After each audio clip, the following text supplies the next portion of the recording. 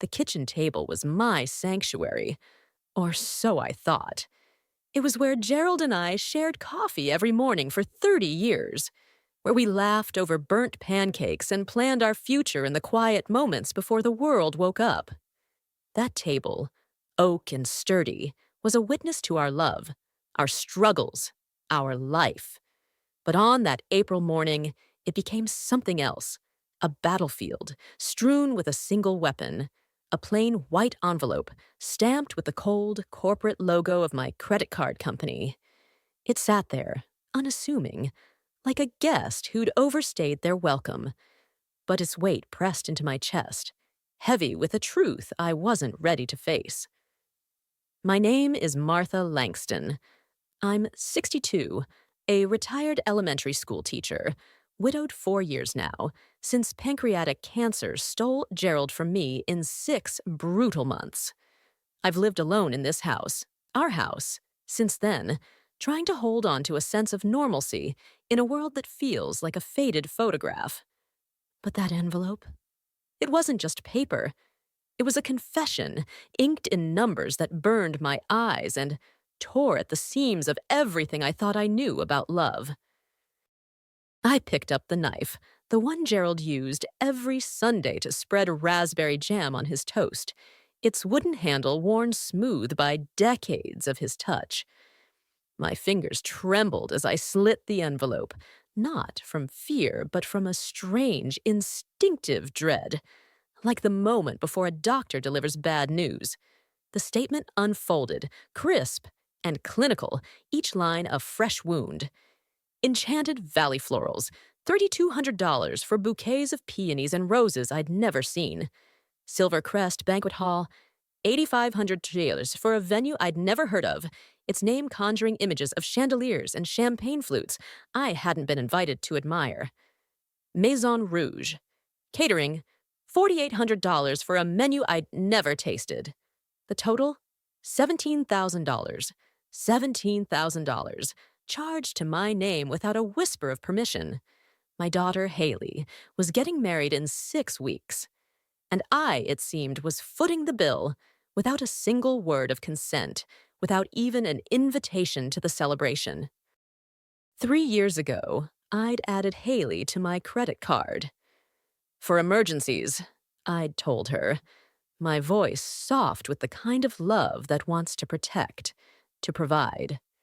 She was 29 then, still finding her footing, always a little dramatic, always turning minor setbacks into full-blown crises.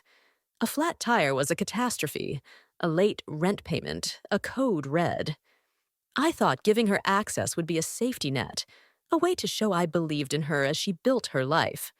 I thought I was being a good mother, the kind who anticipates needs and fills gaps. Now, as I sat at Gerald's table, the sunlight slanting through the blinds in golden stripes, I saw the truth. I hadn't given her a safety net. I'd given her a blank check, and she'd cashed it without a second thought. The charges stared back at me, each one a paper cut to the soul. I traced the numbers with my fingertip, as if touching them could make them real, could explain why my daughter, my only daughter, had done this. $3,200 for flowers. I imagined them, lush arrangements of white roses and lavender sprigs, spilling over tables at a wedding I wasn't invited to plan. $8,500 for a banquet hall. I pictured a grand room, its walls draped in silk, filled with guests I didn't know, toasting a future I hadn't been asked to share. $4,800 for catering. Plates of seared salmon and roasted vegetables served to a crowd that didn't include me. I hadn't been consulted, hadn't been informed. I'd simply been billed, like a silent partner in a business I didn't own. I wasn't angry at first. Anger would come later, hot and sharp. In that moment, I was stunned, like waking to find your home rearranged by a stranger in the night. This wasn't identity theft, not the kind you see in movies with hackers and stolen passwords. This was worse. This was entitlement, wrapped in the soft, familiar guise of family love. It was Haley, my daughter, who'd looked me in the eye at Christmas and hugged me, who'd called me the best in her breezy texts, using my trust as a currency she felt entitled to spend. And as I sat there, the sun warming the wood grain of Gerald's table, I felt a deeper truth settle into my bones. Love in my family had a price tag, and I'd been paying it for far too long. "Mom, I need to borrow your car tonight." Travis's voice boomed from the hallway, cutting through the silence like a gunshot. My son, 34, recently divorced, had moved back into this house 6 months ago, promising it was just for a little while. I should have known better. Travis had a way of turning temporary into permanent, leaving dishes in the sink, bills unpaid, and my living room cluttered with his gym bags and half-read self-help books. He didn't come into the kitchen, didn't ask how I was, didn't notice the statement in my hand or the tremor in my fingers. He just shouted his demands, like I was the concierge of his life, always on call, always available. "We're checking an apartment in Oak Ridge," he added, his voice casual, distracted. "Tasha's meeting me there." Tasha, his yoga instructor girlfriend, who'd taken over my living room with her incense and crystals, leaving trails of sage smoke that clung to the curtains and gave me headaches. I'd mentioned it once. Weeks ago, my voice gentle, hoping for compromise. Travis had rolled his eyes, called me negative, told me I needed to open myself up to positive energy. As if my home, my sanctuary was the problem. As if I, at 62, was the one who needed to change. "Travis," I said, my voice steady despite the storm brewing inside me. "Can you come here, please?" He shuffled into the kitchen, phone in hand, his thumbs still tapping out a text.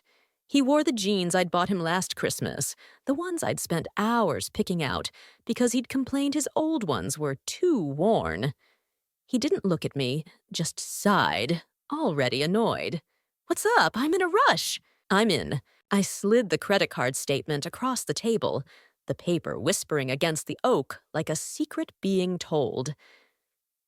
"Did you know about this?" His eyes flicked over the page, barely lingering, then darted back to his phone, a shrug, careless and dismissive. "Yeah, Haley mentioned it. Look, Mom, it's just money. You've got a house, a pension.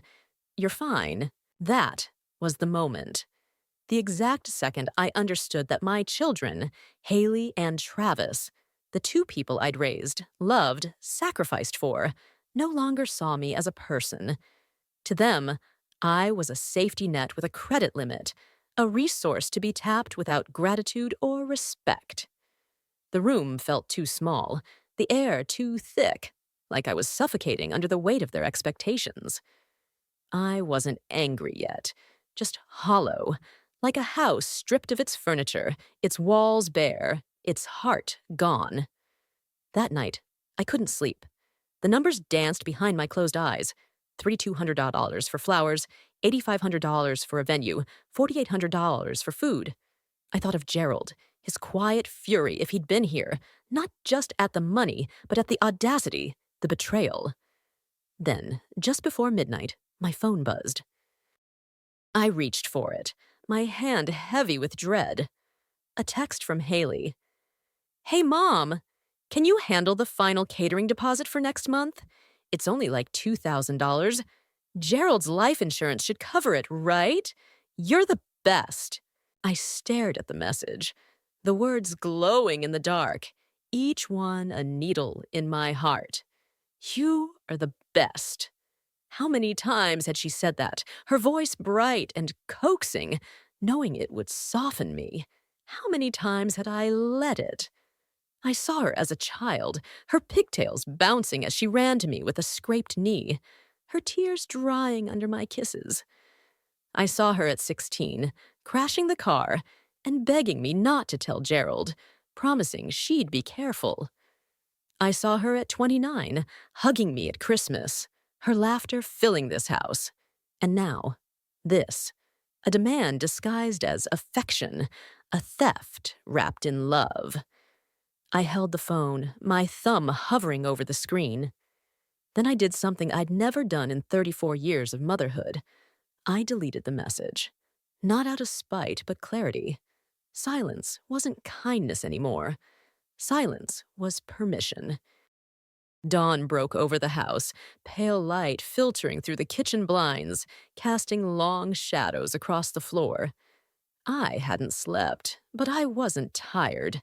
Something had shifted inside me, a quiet resolve that felt both foreign and familiar, like rediscovering a part of myself I'd buried long ago.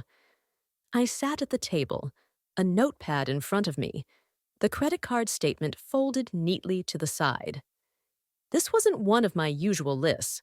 Groceries, appointments, reminders to pay Travis's phone bill or buy Haley's favorite tea. This was a battle plan, each step a reclamation of the life I'd let slip through my fingers. First, call the credit card company, report the unauthorized charges, freeze the account, begin the dispute process. I imagined the conversation, the customer service agent's voice, calm and procedural, asking for details I'd recite with precision, dates, amounts, the betrayal behind each charge. Second, call the bank. Revoke Travis's access to my checking and savings accounts, the ones he dipped into for gas, takeout, and whatever else he deemed necessary without asking.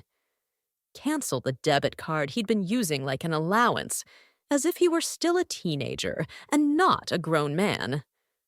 Third, call Janet Morrison, my lawyer, who'd sat with me through the fog of grief after Gerald's death, helping me settle his affairs with a steady hand. I needed to revise my will, to redraw the boundaries of my legacy. This wasn't about revenge. It wasn't about punishing Haley or Travis, though part of me, a small, wounded part, wanted them to feel the weight of their actions. This was about survival, about protecting the woman I'd been before I became a mother, a widow, a bank. If my children only saw me as valuable when I was giving, it was time they learned what happened when I stopped. I made the calls with a calm I didn't know I possessed. The credit card company was efficient. Their questions clinical, but kind. "We'll freeze the account immediately, Mrs. Langston," the agent said. "The dispute process will begin today." The bank was equally swift, confirming Travis's debit card would be useless by noon. Janet scheduled me for a 4 p.m. appointment, her voice warm but professional over the phone. "We'll take care of this, Martha," she said, and I believed her. By 9 a.m., it was done. The credit card was frozen, the bank accounts secured, the appointment set. I stood in the kitchen, the sunlight stronger now, painting the walls in hues of gold and amber. I felt lighter, like I'd shed a skin I hadn't known I was wearing, a version of myself that had said yes too many times, that had mistaken sacrifice for love. But that lightness was fragile, a candle flame in a draft. At 10:37 a.m., my phone rang, shattering the quiet. Haley's name flashed on the screen. I let it ring, once, twice, 3 times, watching the phone vibrate against the table like a trapped insect. On the 4th ring, I answered, my voice steady, but my heart racing. "Mom, thank God!" she gasped, her words tumbling out in a rush. "Something's wrong with your card. The florist called and said the payment didn't go through." "I know," I said, my voice calm as a still lake, though beneath the surface, currents of anger and hurt churned. "The card's been frozen." A pause, heavy with confusion. "What? Why?" "Because I didn't authorize $17,000 of wedding expenses." Another pause, longer this time, the silence crackling with her disbelief. Then her voice shifted, slipping into that sugary, coaxing tone she'd perfected as a teenager when she'd wrecked the car or missed curfew. Mom, come on, we can fix this. Just call them and explain. It's all a mistake. It's not a mistake, I said, each word deliberate, cutting through her charm. You used my card without permission. You said I could use it for emergencies. Her voice rose, defensive, tinged with panic. A wedding is not an emergency, Haley. But the vendors, if we don't pay, we'll lose everything. You're really going to ruin your only daughter's wedding? Music. A single haunting piano note lingers, sharp and raw. That line, that guilt-soaked plea, "Don't you love me enough to fix it?" I'd heard it before, in 100 different forms. When she needed money for college, when she lost her job, when she wanted a new dress for a date. It had always worked, softening me, pulling me back into the role of provider, protector, fixer. But this time, it didn't. I saw the charges again, the numbers flashing in my mind like warning signs. I saw Gerald's face, his quiet strength, the way he'd have shaken his head at this audacity. I want you to have a beautiful wedding, I said, my voice firm but not cruel. But I want you to pay for it yourself, like adults do. She went quiet, her breathing seething through the phone, a mix of frustration and disbelief. You're being unreasonable, she said finally, her voice tight. Possibly, I said, but I'm also being clear. I hung up, my finger pressing the button with a finality that felt like closing a door. I stood there, the phone still warm in my hand, the kitchen silent except for the hum of the refrigerator. For the first time, I didn't feel guilty. I didn't feel the need to call her back, to soften the blow, to fix what wasn't mine to fix. I felt something else, resolve, sharp and bright, like a blade honed by years of quiet sacrifice. The morning's clarity carried me to the hardware store, where I bought new locks, their weight in the paper bag, a promise of change. I drove home through familiar streets, past the park where I'd pushed Haley and Travis on swings, past the diner where Gerald and I had our first date. The memories were vivid, but they didn't soften me. They reminded me of what I'd lost, not just Gerald, but myself, buried under decades of giving. When I pulled into the driveway, Travis's car was there, a sleek black sedan that screamed midlife crisis, paid for with money he didn't earn. I gripped the bag of locks tighter, my resolve hardening. Inside, the kitchen smelled of sage and mango. Tasha, blending a smoothie with fruit from my fridge, her crystals scattered across my dining table like a mystic's altar. Amethysts and quartz glinted in the sunlight, an invasion of my space as blatant as Haley's charges. Travis lounged on a stool, scrolling through his phone, oblivious to the chaos he'd brought into my home. "Hey, something's wrong with my debit card," he said, not looking up, his voice casual as if he were asking for a glass of water. I set my purse on the counter, deliberate, the bag of locks rustling in my hand. "No, Travis," I said, my voice even but firm. "It's working exactly as it should." He blinked, finally looking at me, confusion creasing his brow. "What's going on? And Haley's freaking out." "I closed your access to my bank accounts," I said, meeting his gaze. "And I'm aware of your sister's situation." Tasha laughed, a nervous trill as her blender whirred to a stop. "Martha, you scared us. We thought maybe you had a stroke or something." Her tone was light, but it grated, implying I was too old, too frail to make decisions. "No," I said, walking toward the door, the locks clinking in the bag. "I'm just waking up." By mid-afternoon, a locksmith had installed the new locks, his tools clattering as he worked. I watched him, feeling a strange mix of relief and finality. The old keys, the ones Travis and Haley had used to come and go as they pleased, went into a mason jar, tucked deep in a kitchen drawer.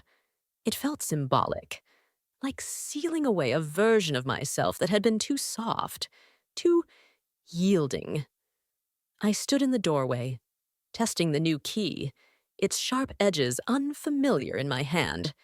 The house felt different, like it was breathing again, reclaiming its space. At 4 p.m., I sat in Janet Morrison's office, the air thick with the scent of leather and old books. Janet was a small woman with sharp eyes and a calm demeanor, the kind of person who could navigate grief and bureaucracy with equal grace. I laid it all out. The $17,000 in charges, the years of financial codependency, the way my children had erased me as a person, reducing me to a wallet and a spare room. I told her about Haley's wedding, Travis's freeloading, Tasha's incense, the weight of their expectations. My voice didn't waver, but my hands did, clasped tightly in my lap. This could constitute elder financial abuse, Janet said, her pen poised over her notepad, her tone matter-of-fact, but not unkind. I don't want to press charges, I said quickly. Haley was still my daughter, Travis my son. The thought of legal action felt like a betrayal of my own, even after theirs. I just want them to understand the rules have changed. Then we'll make that clear in your will, she replied, her voice steady as granite. We'll protect your assets, your home, your future. You deserve that, Martha. By dinner, the house felt different. Not the hollow quiet of grief I'd grown used to since Gerald's death, but an intentional stillness, like a canvas wiped clean. I opened a bottle of wine, a Merlot, Gerald and I had loved, and reheated leftover vegetable soup. The act felt defiant, a small reclaiming of my space, my time. I sat at the table, sipping the wine, savoring the quiet. Then came a knock at the back door, soft but insistent. It was Karen Delaney, my neighbor from 2 houses down, her roses the envy of the street. She held a casserole dish, her smile tentative but warm, her gray hair catching the fading light. I hope I'm not intruding, she said, her voice gentle.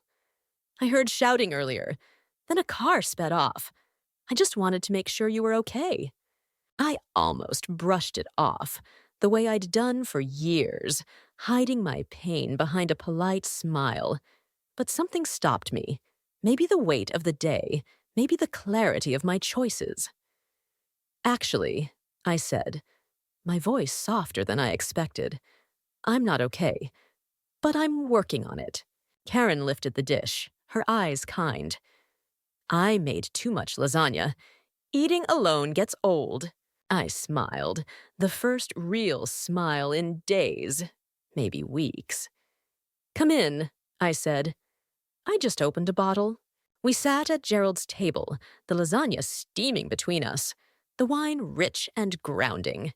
We talked about her roses, my teaching days, the recipes we'd tried and failed. Then, slowly, I told her everything. The credit card statement, Haley's betrayal, Travis's indifference, the locks, the will. She listened, not with judgment or advice, but with presence, her eyes steady, her silence a gift. When she left, she squeezed my hand. Next time, you're coming to my porch, she said. I've got a bottle of Pinot we need to try. For the first time in years, I believed there might be a next time worth looking forward to, a future not defined by what I gave, but by who I was. Dawn came too soon, the light creeping through the blinds, casting long fingers across the floor.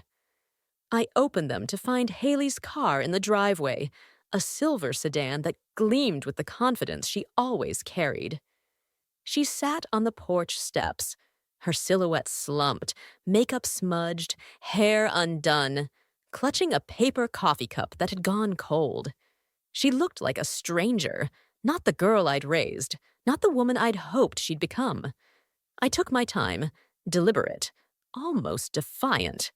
I made toast, buttered it slowly, let the kettle whistle until it screamed. At 8:30, I opened the door, the new lock clicking smoothly under my hand.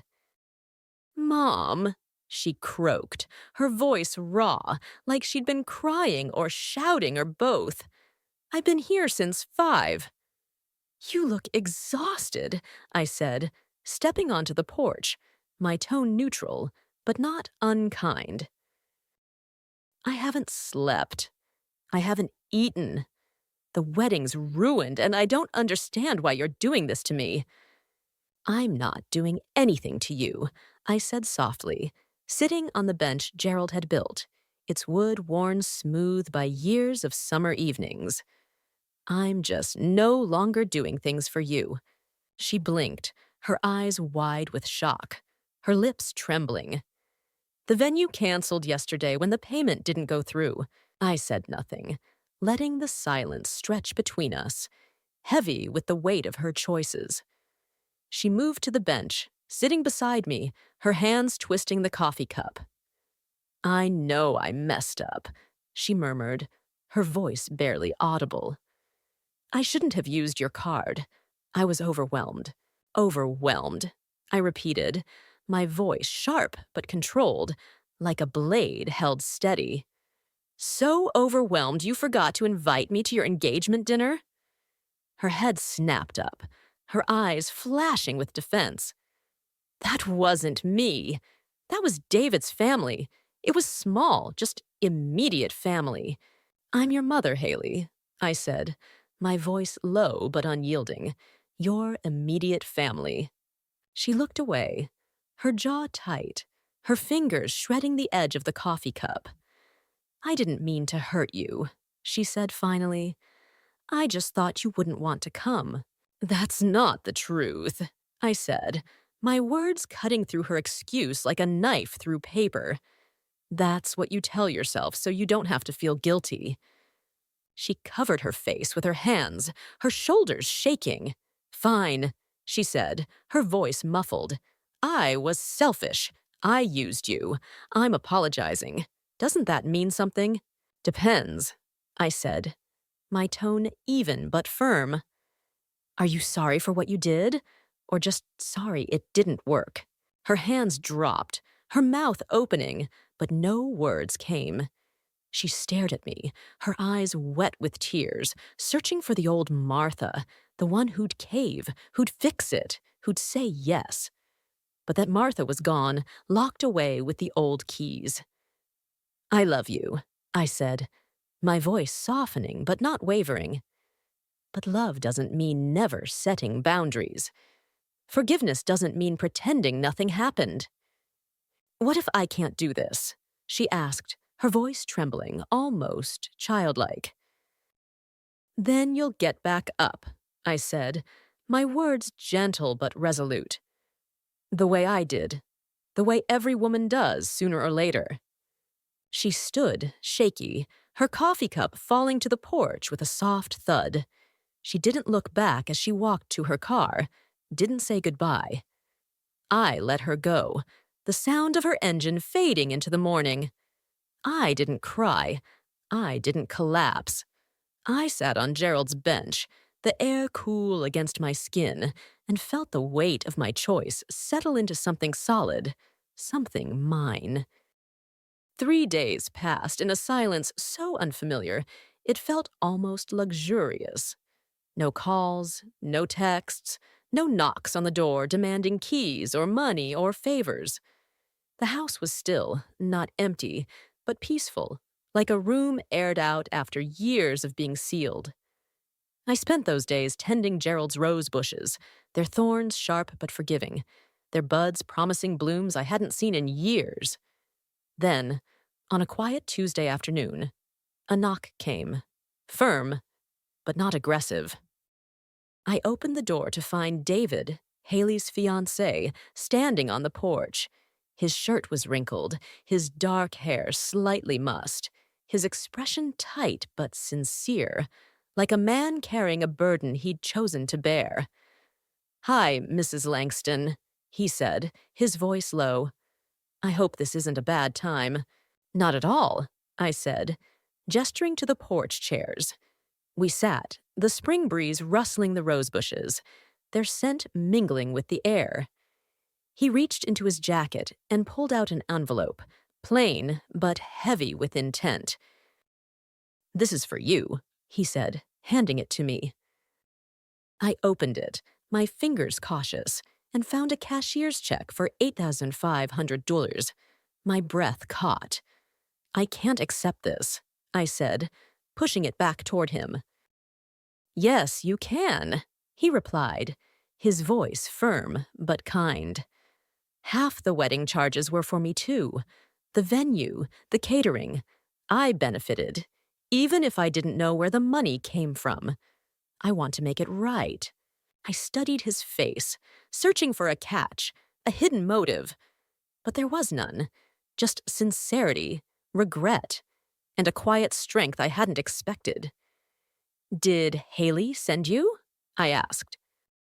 He laughed, a humorless sound, his eyes dropping to his hands. "She doesn't even know I'm here. We haven't spoken since I called off the wedding." My eyebrows lifted, surprise flickering through me. "You called it off?" He nodded, his jaw tight. "After you froze the card, I started asking questions. Real questions. About the money, about why you weren't at the engagement dinner, about what she told me and what she didn't. I love her, I do. But I realized she's not ready for love that requires truth. Not yet.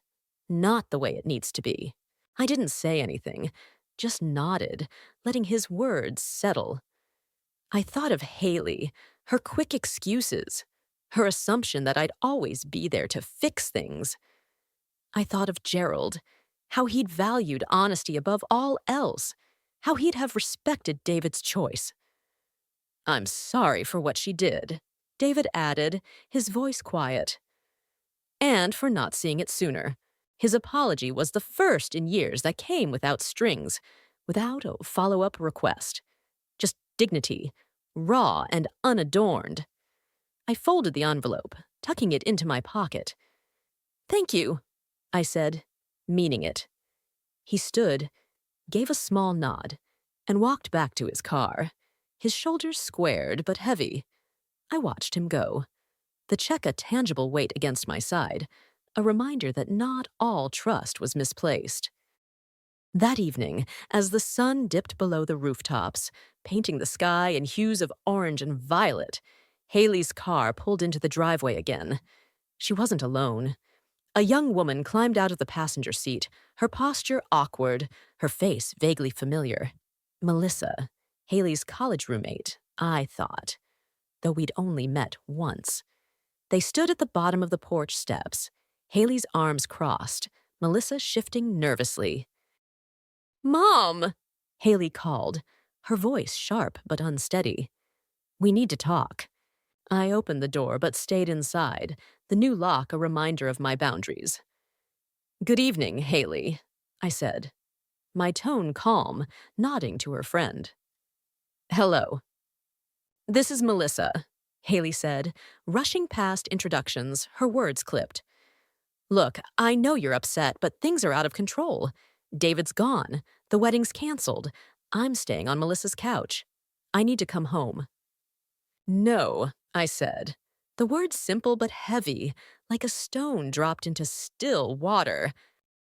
Her eyes widened, her mouth falling open. "What do you mean, no?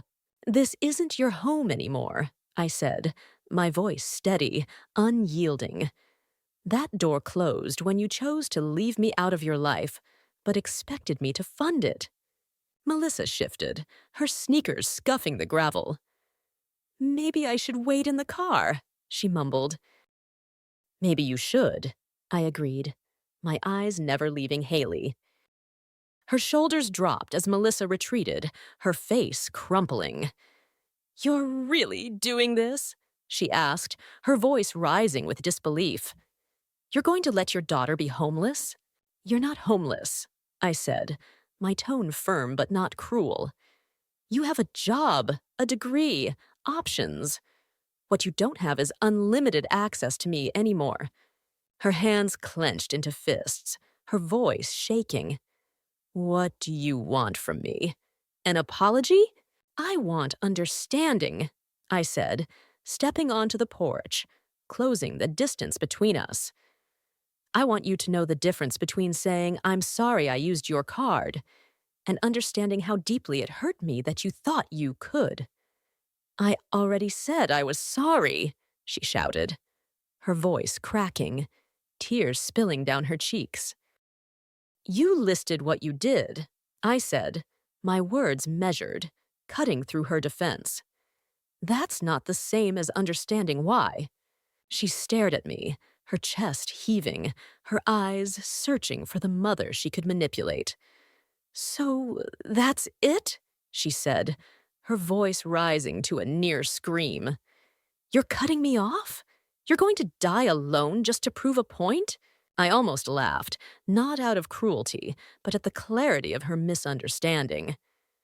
That's the difference between us, Haley, I said, my voice calm but unyielding.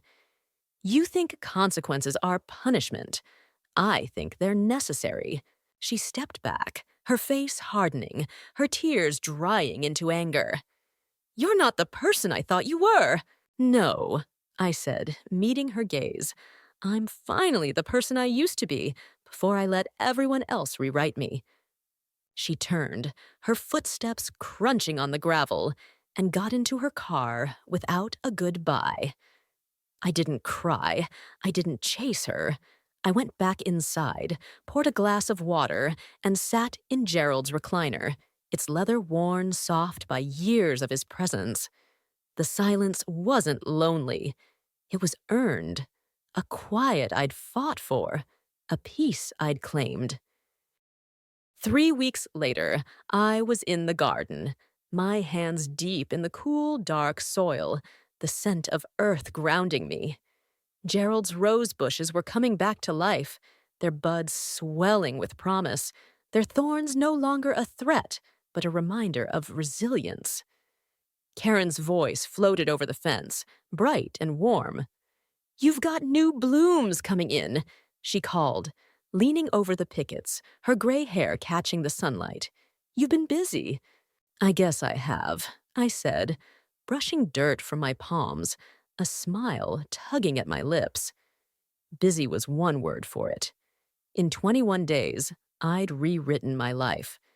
The credit card company had ruled in my favor, reversing the $17,000 in charges. No charges were filed against Haley. I couldn't bring myself to go that far, but no access was restored either. Travis had stopped texting after I ignored his last passive-aggressive meme, a cartoon about ungrateful parents that made my stomach turn. David's check was deposited in a new account, one in my name only, a small act of restitution that felt like a bridge to something new. Karen and I had started having coffee every morning, sometimes on my porch, sometimes on hers. Her roses a riot of color in the background. We talked about books we'd read, birds we'd seen, and the quiet pain of learning to set boundaries too late in life. One morning, she brought a flyer from the local library, its edges curling from being tucked in her bag. They're looking for literacy volunteers, she said, her eyes bright. I thought of you. I signed up that day. My name on the form, a declaration of purpose. It felt good to be wanted again, not for my money or my keys, but for my mind, my time, my presence.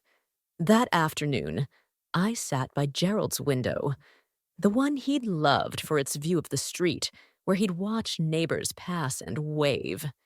The sunlight spilled across the hardwood, warm and golden, painting the room in hues of memory. I thought of Gerald, his quiet strength, his laughter, the way he'd have been proud, not just of the boundaries I'd set, but of the peace I'd allowed myself to claim. My phone buzzed, a soft vibration against the table, a text from Karen. New widow from the library wants to join us for coffee tomorrow. I think you'll like her. I smiled, typing back. Can't wait. I set the phone down, picked up my book, a novel I'd bought years ago, but never had time to read, and let the light wrap around me like a blessing. If this story moved you, share it with someone who needs to hear it. If it reminded you of your own strength, leave a comment below. And if you're building your own peace, one boundary at a time, like and subscribe to Elizabeth's stories. You matter, not for what you give, but for who you are. Don't ever forget that.